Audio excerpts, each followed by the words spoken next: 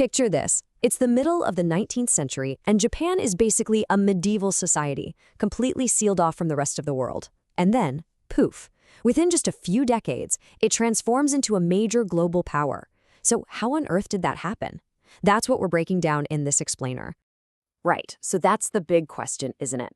How does a country that literally locked its doors to the outside world suddenly become one of its biggest players?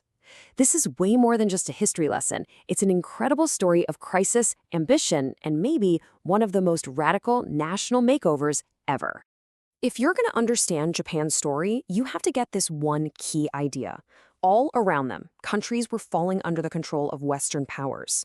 But Japan managed to modernize on its own terms without being colonized.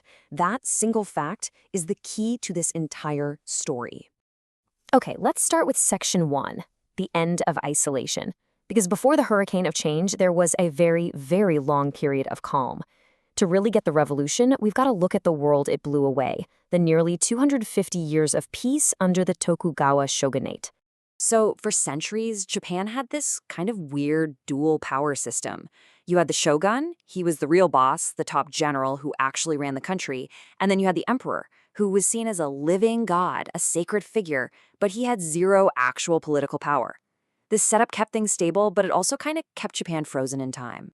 And that stability was locked in by a super strict policy called sakoku, which literally means closed country. Basically, no one in, no one out. Foreign trade, foreign ideas, foreign people, all were banned.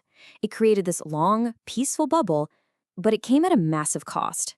Japan was falling way, way behind the rest of the world, especially when it came to technology. And then came 1853, the year the bubble burst. American warships, which the Japanese called the Black Ships, steamed right into Tokyo Bay. They were bigger, faster, and more powerful than anything Japan had. And their message was simple: open up for trade, or else.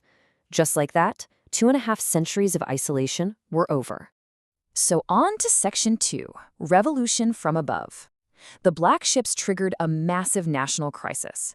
Japan's leaders had a brutally simple choice: modernize and get strong, fast, or get colonized like their neighbors. And what happened next wasn't a popular uprising. It was a revolution planned and executed by the country's own ruling class. This was the Meiji Restoration. In 1868, a group of ambitious young samurai basically staged a coup. They got rid of the shogun, put the emperor back at the center of power, at least symbolically, and then they hit the accelerator on one of the fastest, most intense modernization projects in history. Their whole plan was guided by this one super powerful slogan: Fukoku Kyōhei. It means rich country, strong army. That was it. That was the goal. Every new law, every factory, every decision was all about making Japan wealthy and militarily powerful enough to stand on its own. And they had a clear 3-part plan to get it done. First, they tore down the old feudal system and created a strong central government. Second, they went on an industrialisation blitz, building factories, railways, mines, the whole shebang. And third, they built a brand new military, a modern army and navy based on the Western model, complete with a draft. Okay, Section 3, an empire rises. So, Japan did it. They got their rich country and their strong army. They were safe. But what happens when you become that powerful that fast? Well, that new power started looking outward, and pretty soon Japan started acting just like the Western empires it used to be so afraid of. So why make that pivot to building an empire?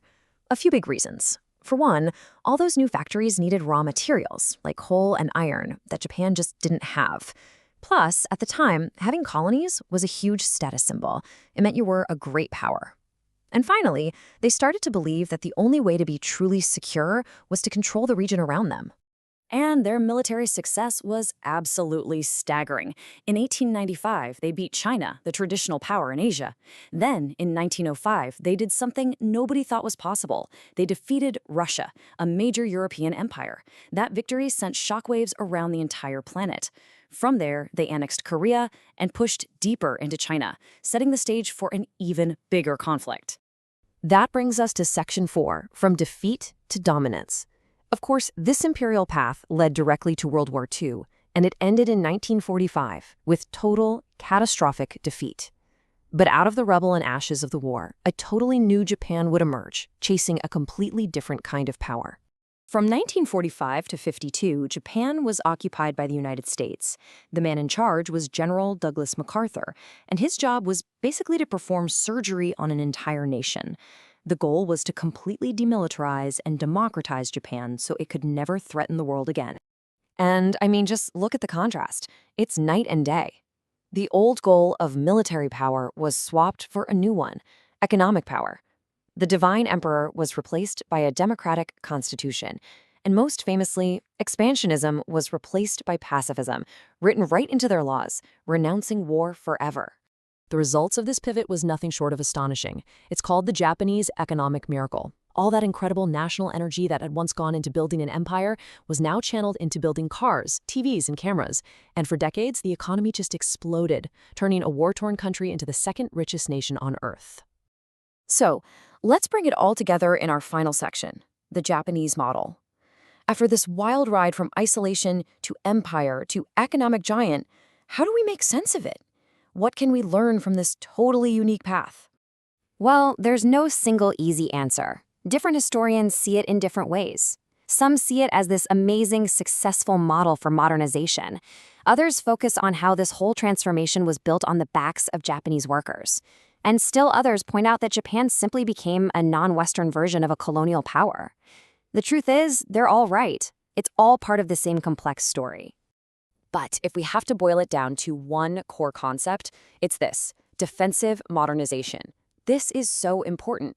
Japan didn't modernize because it wanted to be like the West. It modernized so it wouldn't be crushed by the West. It cherry-picked Western technology and ideas, not to copy them, but to use them as armor to protect its own independence and culture. And that's the thought we want to leave you with. In a world where nations are still wrestling with how to get ahead while staying true to themselves, Japan's story feels more relevant than ever. It really makes you think, what does it mean to be powerful in the 21st century? And what's the price of that power?